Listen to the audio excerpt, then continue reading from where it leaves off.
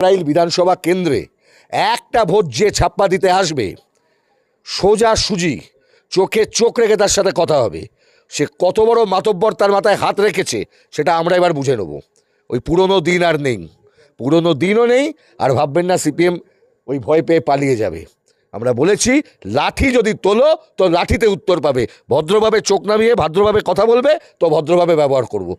প্রসূন ব্যানার্জি হয়ে গেল, প্রিয়া পাল ভোট জিতছেন, বছরের পর বছর মানুষকে লুটে ভোট হচ্ছে, আর মানুষকে ওই একে টুপি পড়াচ্ছেন তাকে টুপি পড়াচ্ছেন।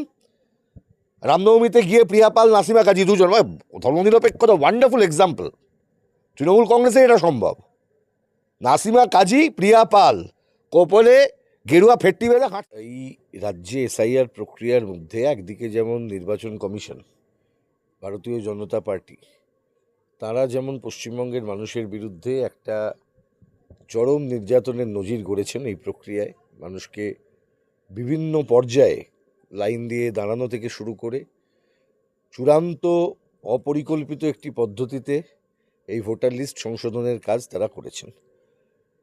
পরবর্তী সময়ে আমরা দেখেছি এই কাজ যখন চলছে, নির্বাচন কমিশন তারা সুপ্রিম কোর্টে দাঁড়িয়ে বলেছেন এবং তারা বিভিন্ন সময় বলেছেন যে বিভিন্ন সরকার তাদের সহযোগিতা করছেন, আর পশ্চিমবঙ্গ সরকারের কাছ থেকে সহযোগিতা সবচাইতে বেশি তারা পেয়েছেন।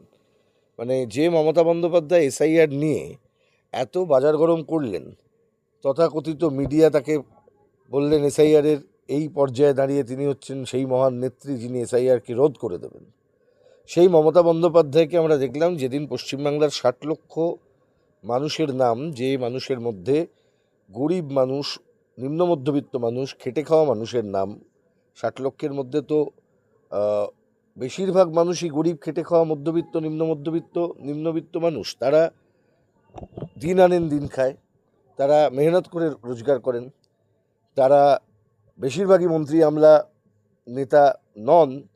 এই মানুষগুলিকে ঝুলিয়ে দিলেন প্রথমে, তারা সুতোর মধ্যে তাদের জীবনটা ঝুলে গেল। একটা বড় অংশের সংখ্যালঘু মানুষ এই 60 লক্ষের মধ্যে। কেন আমি সেদিন বলেছি মমতা বন্দ্যোপাধ্যায় ভারতের একজন ইউনিক নেত্রী, যিনি ব্যক্তিগতভাবে সংখ্যালঘু মানুষ, বিশেষত মুসলিম সম্প্রদায়ের মানুষকে ঘৃণা করা একজন নেত্রী, এবং ওর মতন ইসলামফোবিক নেত্রী নেই।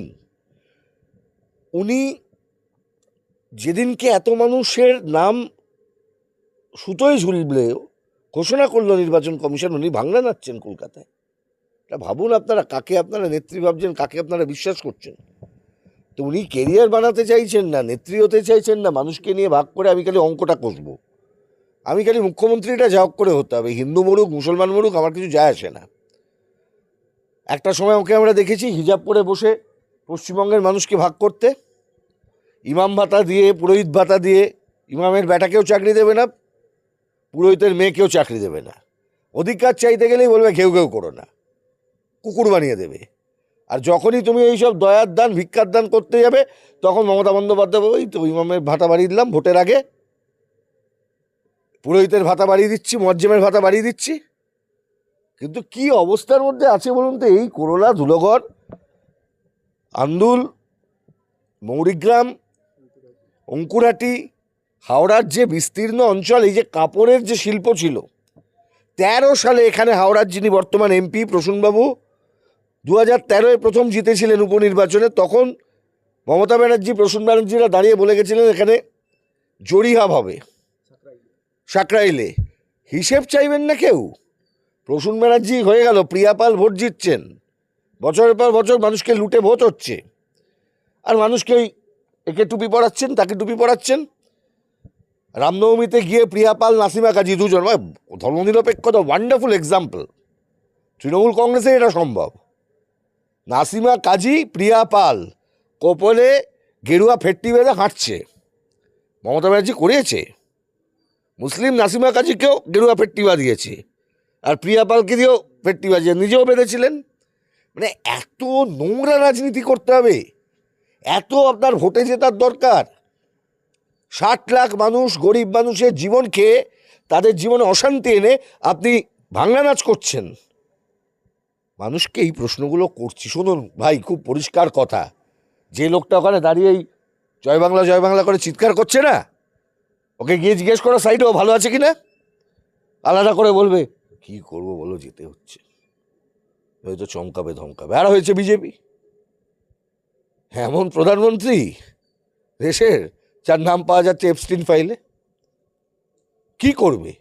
আমেরিকার কাছে সকাল বিকেল মাথা নোয়াচ্ছে, মাথা নোয়ানো প্রধানমন্ত্রী, দেশের সার্বভৌমত্ব বিক্রি করা প্রধানমন্ত্রী, ক্ষমতা নেই, ট্রাম্পের সামনে কথা বলবে, কথা বলতেই পারে না, সে আর কি কথা বলবে? প্রধানমন্ত্রীর ডিগ্রিটাও তো নেই। এই তো প্রথম প্রধানমন্ত্রী যার ডিগ্রিটাও খুঁজে পাওয়া যাবে না। দুনিয়ার দুর্নীতিগ্রস্ত লোকেদের কংগ্লোমারেটের নাম হচ্ছে তৃণমূল কংগ্রেস, আর এই কংগ্লোমারেটের মালিক হচ্ছে আরএসএস। ঠিক যেমন বিজেপি নামক কংগ্লোমারেটেরও মালিক আরএসএস। সেই রাজনীতিটাই চলছে। দেখুন, এই তো আমাদের কোথায় দাঁড়িয়েছে, যেখানে দাঁড়িয়েছে এই জায়গায় ওই 17-18 সময়টা দাঁড়িয়ে ধুলোগড় দাঙ্গা লাগিয়েছিল তৃণমূল আর বিজেপি মিলে।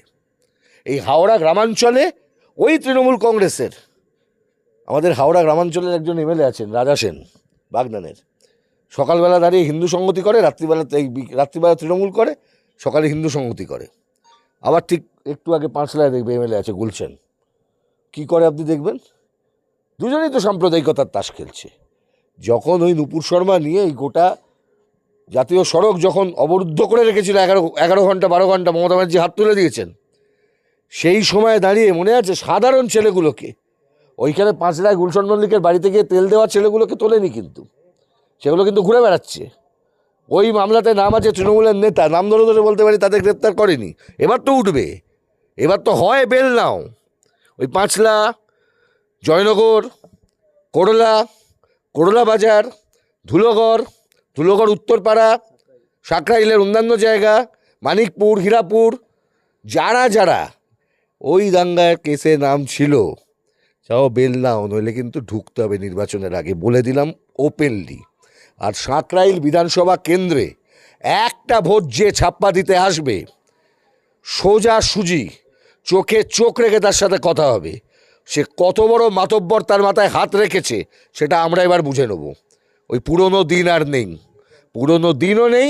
আর ভাববেন না সিপিএম ওই ভয় পেয়ে পালিয়ে যাবে। আমরা বলেছি, লাঠি যদি তোলো তো লাঠিতে উত্তর পাবে, ভদ্রভাবে চোখ নামিয়ে ভদ্রভাবে কথা বলবে তো ভদ্রভাবে ব্যবহার করব। এটাই সিপিএম। অনেক দিন ধরে অনেক অত্যাচার, অনেক রকম অপমান আমরা সহ্য করেছি, আর নয়। দেওয়ালে পিঠ যখন ঠেকেছে, এবার ঘুরিয়ে উত্তর দেবার সময় হয়েছে। প্রথমত, এই কেন্দ্রের মানুষকে ধর্মের নামে বিভাজিত করা হয়েছে দীর্ঘ সময় ধরে। আপনাদের মনে আছে লোকসভা ভোটে বেছে বেছে মোদি এসেছিলেন বিভাজন করতে। সাকরাইল ছিল সেই রকম একটা আসন যেখানে মোদিকে আসতে হয়েছিল। আর মোদি আসার পরেও এই কেন্দ্র থেকে কিন্তু বিজেপি জেতেনি। বিজেপির ভোটারদের বলে দিন, বিজেপিকে যারা ভোট দিচ্ছে, দেখুন ওই মোদি এসে মমতার জয়কে নিশ্চিত করেছিল। বিজেপি হচ্ছে তৃণমূলের সবচাইতে বড় দালাল পশ্চিমবাংলায়। কি বলেছিল মোদি, দোনো হাত মে দো লাড্ডু চাইগা। ডাবল ইঞ্জিন সরকার। ত্রিপুরায় চলছে ডাবল ইঞ্জিন সরকার, উত্তরপ্রদেশে চলছে ডাবল ইঞ্জিন সরকার। কি অবস্থার মধ্যে ত্রিপুরার মানুষ আছে? বেশিরভাগ লোক যাদের ঘর পুড়ছে, যারা ধর্ষিত হচ্ছেন, যারা মার খাচ্ছেন, যারা খুন হচ্ছেন, তাদের বেশিরভাগটাই কিন্তু সাধারণ হিন্দু। বিজেপি আক্রমণ করছে। সুতরাং বিজেপিকে যারা ভাবছেন শুধু মুসলমান বিরোধী, হিন্দুদের বিরোধী নয়, হিন্দুদের মাথায় তুলে রাখবে, এটা ভাবার কোনো কারণ নেই। উত্তরপ্রদেশে সাধু সন্তদের উপরে আক্রমণ, কি বলবেন? বেনারসের মতন শহরকে ভেঙে দেবার জন্য সেখানে শ্মশান উঠিয়ে দিচ্ছে। কাশী, তো হাওড়ায় আছি, হাওড়াকে একসময় বলা হতো গঙ্গার পশ্চিমকূল, বারাণসী সমতুল। কারণ আমরা হচ্ছি গঙ্গার পশ্চিম পাড়ে কাশী আর গঙ্গার পশ্চিম পাড়ে হাওড়া। এখন বেনারসে যান, বেনারসের লোকেরা বলছে ওখানে মন্দির ভেঙে দিচ্ছে, শ্মশান উড়িয়ে দিচ্ছে। এই তো হিন্দুদের বিজেপি। হিন্দুদের আসল শত্রু বিজেপি আর টিএমসি, এটাই বলছেন? সাধারণ মানুষের শত্রু, হিন্দু আর মুসলমান করো না, মানুষের শত্রু বিজেপি আর তৃণমূল। জন্মলগ্নে সিপিআইএম স্লোগান দিয়েছিল, যারা একটু পুরনো মানুষ আছেন তারা জানেন। 1998-এর 1 জানুয়ারি তৃণমূল জন্মেছিল। ওই বছরে তৎকালীন আমাদের পার্টির যিনি সম্পাদক রাজ্যের, কমরেড অনিল বিশ্বাস, এই স্লোগান বেঁধে দিয়েছিলেন, বিশ্ববৃক্ষের দুটি ফুল বিজেপি আর তৃণমূল। জন্মলগ্নে আমরা বলেছিলাম। আর বিশ্ববৃক্ষটার নাম হচ্ছে আরএসএস। কোন জাদু মন্ত্রে এই সাকরাইল বিধানসভা কেন্দ্রের বিভিন্ন জায়গায়, এই জামনন্দতলা এলাকা থেকে একটুখানি আগে 2-3টে ক্লাব আমি জানি যেখানে আরএসএসের ক্যাম্প চলে। কারা চালায়? কি হয় সেই ক্যাম্পে? তৃণমূলের পুলিশ জানে না, সাঁকরাইল থানার ওসি জানেন না, রমজুর থানার ওসি জানেন না আরএসএস এর ক্যাম্পগুলো থেকে কি হয়। এই যে বিভাজনের রাজনীতি এখানে চালানো হয়েছে আমরাও তো জানি কে কে করছে। তৃণমূল হাওয়া না দিলে এরা বাড়তে পারতো? এইসব হাওয়ার দিন শেষ হয়ে গেছে। যেভাবে তৃণমূলের গুন্ডাদেরকেও মোকাবিলা করা হবে সেইভাবে আরএসএস বিজেপির গুন্ডাদেরকেও মোকাবিলা করা হবে। এবং যারা গুন্ডামি করতে চায়, আমি আবারও বলছি, আমরা সিপিআইএম গত বছর থেকে আমরা এই লড়াই শুরু করেছিলাম। বুথে বুথে গিয়ে মানুষের সাথে কথা বলা আমাদের পরিকল্পনা আমরা তৈরি করেছিলাম। এবং আমরা এটাও স্পষ্ট ভাষায় বলে দিয়েছি যে এই সিপিএমকে কিন্তু ওই যদি ভেবে থাকেন যে আমরা ওই যা করছো করে মানে করে যাও, আমরা কিছু বলবো না, ওটা কিন্তু ভাবলে কিন্তু হবে না। মানুষকে তোমরা ভেঙেছো, মানুষকে জোড়ার জন্য আমরা চেষ্টা করব, আর সেইটা চেষ্টা করতে গিয়ে তোমরা যদি বাধা হও, সে বাধা ওড়ানোর জন্য যা করতে হয় তাই করব। মুখ্যমন্ত্রী এবং প্রধানমন্ত্রীকে এই 15 বছরে কোনো কারখানার ফিতে কাটতে আমরা দেখিনি, কি বলবেন? তো মুখ্যমন্ত্রী আর প্রধানমন্ত্রীকে বক্তৃতা করতে দেখেছো তো? বক্তৃতা করা কাজ তো ওদের, কাজ করতে তোরা আসেননি কেউ। বক্তৃতা করা ছাড়া কোনো কাজ। আচ্ছা, একটা নেতাকে দেখে তুমি কিসের জন্য একটা নেতার বিচার করো বলো তো? নেতা ভালো বক্তৃতা করে, এটা নেতার কোয়ালিটি, এটা নেতার গুণ? তার নেতার পারফরম্যান্সের মধ্যে তফাৎ থাকবে। তো নেতার জায়গায় অভিনেতাকে বসিলেও ভালো বক্তৃতা করবে, তাকে রেখে আমার লাভটা কী আছে? আমি ভালো কথা বলতে পারি, এটা আমার কোনো কোয়ালিটি হতে পারে না।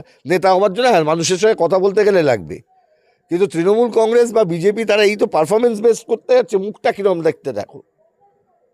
শুভেন্দু অধিকারী 2019 সাল পর্যন্ত তৃণমূলে পাহাড় প্রমাণ সম্পত্তি, কি বলবেন? ওই জন্যই তো আছেন বিজেপি, ওই জন্য বিজেপির কাছে সম্পত্তিটা তো বাঁচাতে হবে। মমতা ব্যানার্জি যে কারণে এটা জানার পরে ও পেট্রোল পাম্প নিয়েছিল, এই নিয়েছিল, তাই নিয়েছিল, কি দিইনি তোকে?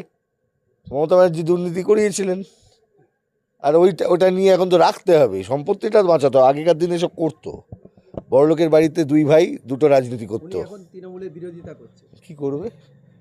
নারদার স্টিং অপারেশনের ফাইলগুলো তো এখনও আছে। বিজেপি নয়, শুভেন্দুর ফাইলটাকে উড়িয়ে দিয়েছে, বাকি ফাইলগুলো সব তো রয়েছে। তাহলে যদি তুমি বলো ভাই স্যামুয়েল ম্যাথুয়ের ওই ক্যামেরায় তোলা ববি হাকিমের ওই স্যান্ডো গেঞ্জি পরে বলাটা, ওই কী বলে, টাকা দাও, ওটা কি, আমি ওই টাকা নিয়ে হাত ছুঁচো মেরে হাত গন্ধ করি না, ওই কথাটা, বা সৌগতরা এরকম করে টাকা নিয়ে বুড়ো লোক থ্যাংক ইউ বলছে, মানে ঘুষকেও থ্যাংক ইউ বলছে, মানে সুইট, কি সুন্দর না? কিরম ভালো লাগছে না? ভালো লাগে তো। আজকালকার রাজনীতিতে এরকম ভালো লাগে না? নেতা নাচবে, কোমরবে কে, সেটাও হয়তো বুড়ো বয়স, সেটাও ভালো লাগছে দেখতে। কালীগঞ্জে তামান্নার মা প্রার্থী হতে সিপিএম অফিস ভাঙচুর, তামান্নার মাকে হুমকি। আপনি এটা দেখেছেন? এই খবরের সত্যতা নিয়ে প্রশ্ন থাকুক আর না থাকুক, তামান্নার মা প্রার্থী হয়েছেন তামান্নার বিচারের জন্য, আর আমাদের পার্টি প্রার্থী করেছেন, সেই পার্টি এ তামান্নার মায়ের সাথেই লড়াইয়ে আছেন। সিপিআইএম বিচারের দাবিতে লড়াই করছে। তামান্না একটা প্রতীক। এইরকম তামান্নার মতন মেয়েরা পশ্চিমবঙ্গ থেকে প্রত্যেক দিন, শুধু খুন হয় না, এখান থেকে মেয়ে পাচার হয়, উধাও হয়। মেয়ে পাচারে পশ্চিমবাংলা ভারতের মধ্যে সবচাইতে ওপর দিকে থাকা রাজ্যগুলোর মধ্যে একটা। মমতা ব্যানার্জির আমল, ঠিক যেভাবে কন্যাশ্রী, যখন তুমি বলছো কন্যাশ্রী, আর দেখো এখানে বিধবা এই বাল্যবিবাহের হিসেব নাও, পশ্চিমবাংলায় এখন চূড়ান্ত হারে বাল্যবিবাহ। কন্যাশ্রীর টাকাও যাচ্ছে, বাল্যবিবাহ হচ্ছে। গভর্নমেন্টকে জিজ্ঞেস করো, কোনো উত্তর নেই। কেন? বিদ্যাসাগর মশাই বাল্যবিবাহ রদ করেছিলেন, আইন করেছিলেন এই বাংলায়, আর মমতা ব্যানার্জির আমলে বাল্যবিবাহে পশ্চিমবাংলা গোটা দেশের মধ্যে টপ করছে।